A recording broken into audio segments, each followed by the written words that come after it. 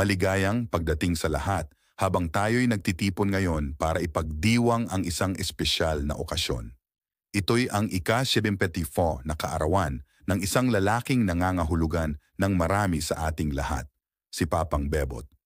Narito si Papang Bebot, isang lalaking nagsuot ng maraming sombrero sa buong buhay niya. Isang ama, isang matalik na kaibigan, isang tagapagbigay.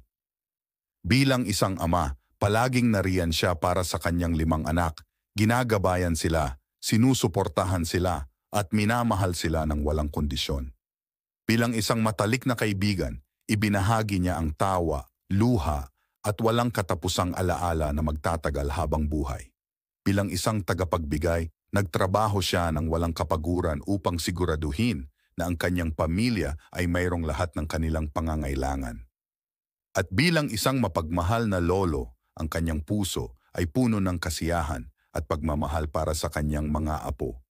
Papang Bebot, isang lalaking may sense of humor na maaaring magpaliwanag sa anumang kwarto at isang espiritu na nagdadala ng kaligayahan sa lahat ng mga nasa paligid niya. Ngayon, naaalala rin natin si Mamang Elisa na siyang pag-ibig ng kanyang buhay. Ang kanilang love story ay isa na patuloy na nagbibigay inspirasyon sa ating lahat. Kaya narito tayo para kay Papang Bebot, isang lalaking nakakaapekto sa ating mga buhay sa maraming paraan. Maligayang ika-74 na kaarawan, Papang Bebot, mahal ka namin.